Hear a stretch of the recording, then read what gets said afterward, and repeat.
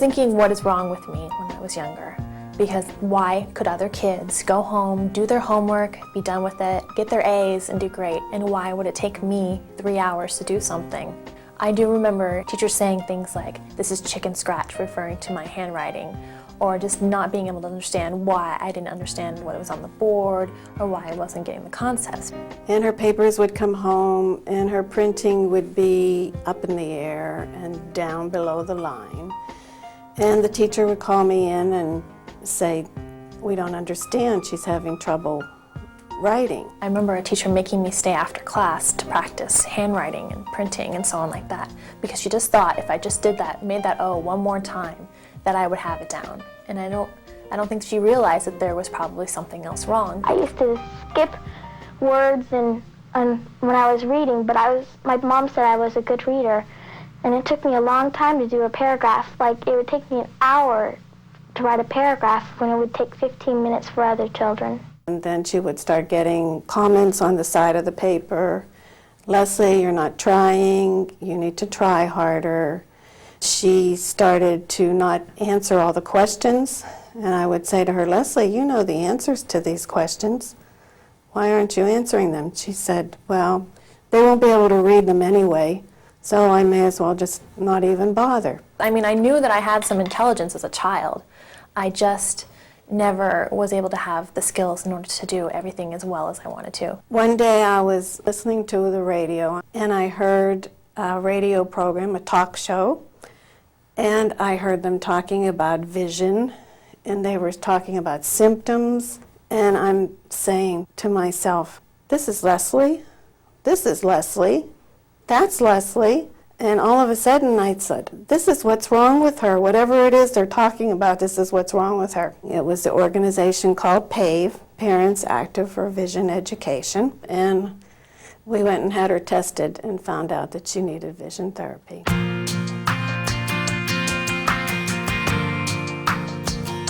My parents have always been behind me from the get-go. So they've always been the ones that would sit there with me for 3 hours while I did my homework and listen to me cry while I was frustrated because I couldn't do my work. And they were the ones that my mom actually found the vision therapy for me.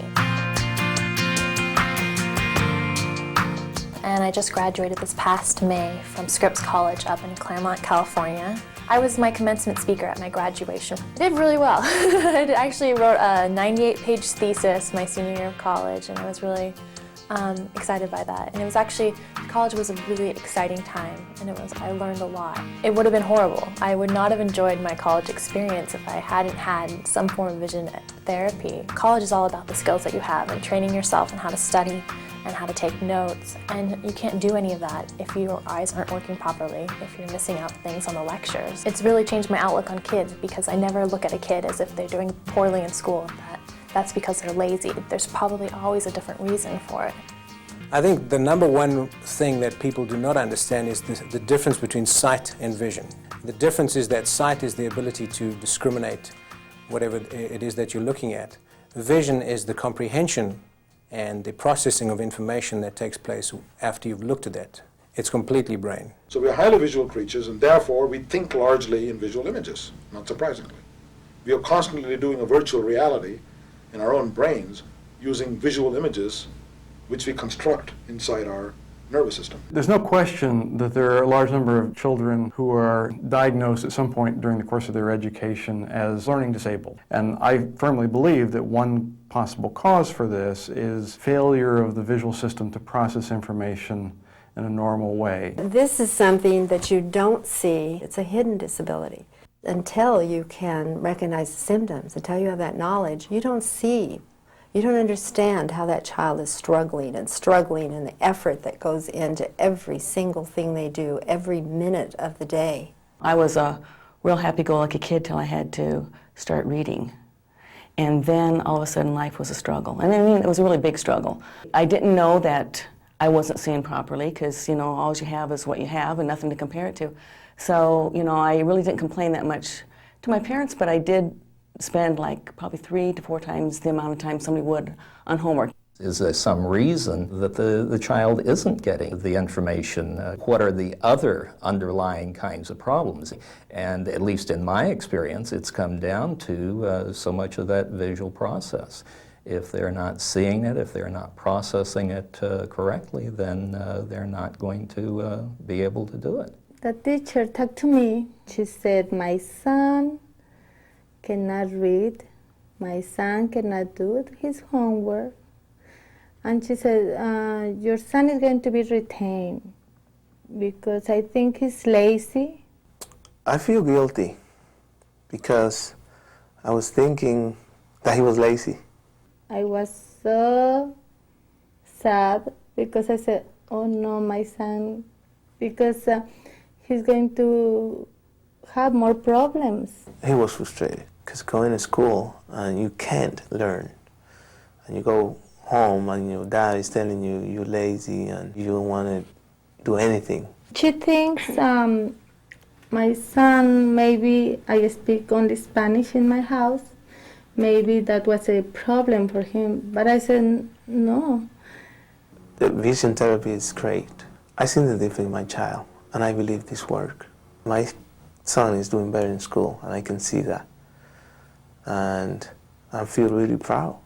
I have two top things on my wish list that pertain to vision.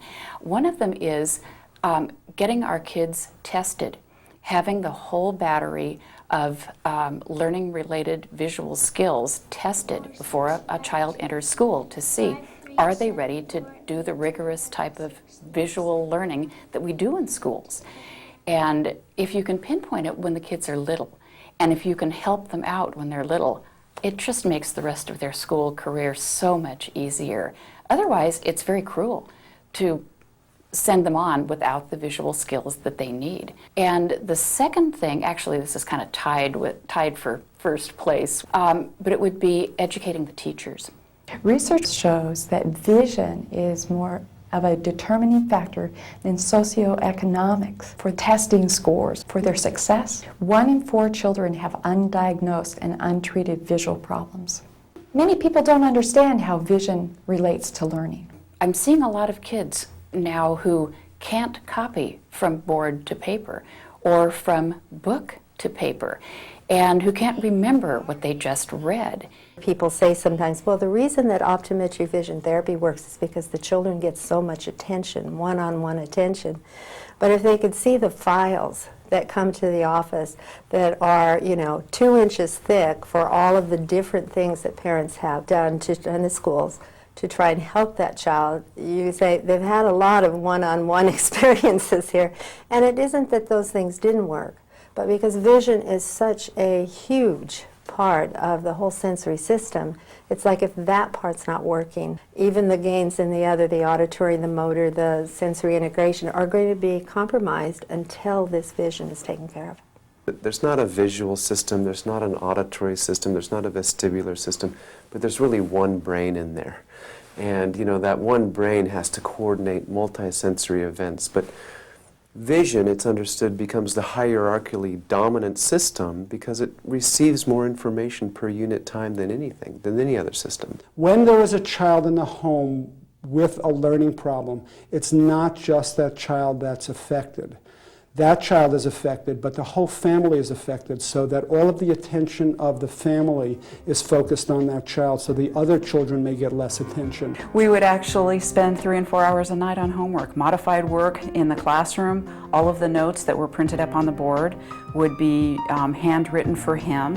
And when we got into junior high, the same thing. It was real difficult. And after going through vision therapy, it was a miracle because he was able to function all of last year, basically on his own. He could not write a coherent sentence in 7th and 8th grade, and now he can write. But he's amazing. It's just a miracle. She's probably really happy that I can do it on my own. By the time we put him through 6 months of vision therapy, he was actually reading 7th grade level. He was put into fully non-modified, mainstreamed work this last year as a freshman in high school, first year ever, after, 10 years of modified work. No modifications, no dictation, no anything, in regular classes with no help, and he averaged a B-, which is just amazing. Now when I think of my future, I think of going to college and training to be an architect. These interventions are very successful, not in everybody, but if they're not given if the patient's not given the opportunity to pursue these, they'll never know. But in a large percentage of these individuals with these conditions experience tremendous resolution of their difficulty. When I was in college, I was really noticing some extreme things like letters splitting in the middle and the print slanting. After vision therapy, it was just incredible. It's amazing because when your one sense is kind of out of whack, others don't seem as acute either. And it's sort of like I don't hear as well or I can't process as well if I don't have my glasses on and have the vision cleared up and that type of thing.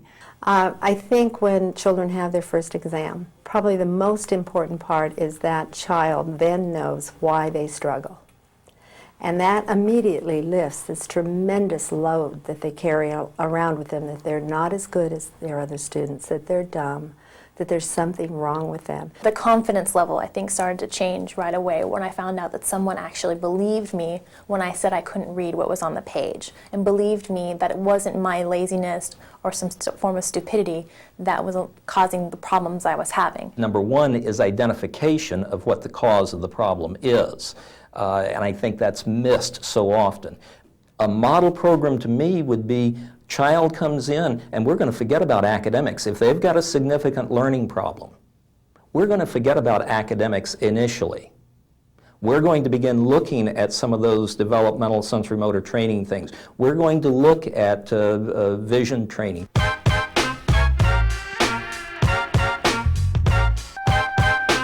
Vision therapy from the outside looking in looks like games. What you don't know is that you're retraining the eyes and brain to work together efficiently so that someone can grab the information, bring it in, process, and then have an output that's okay. Myself as a parent and other parents I've come in contact with, you do whatever you have to do to get the kids' needs met because you know that if it's not met, what's going to happen down the line. I'd do it in a minute.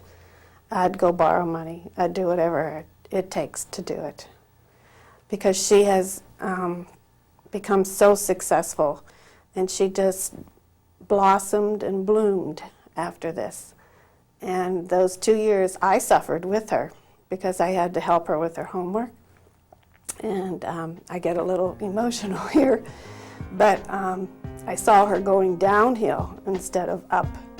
And after that, she just blossomed.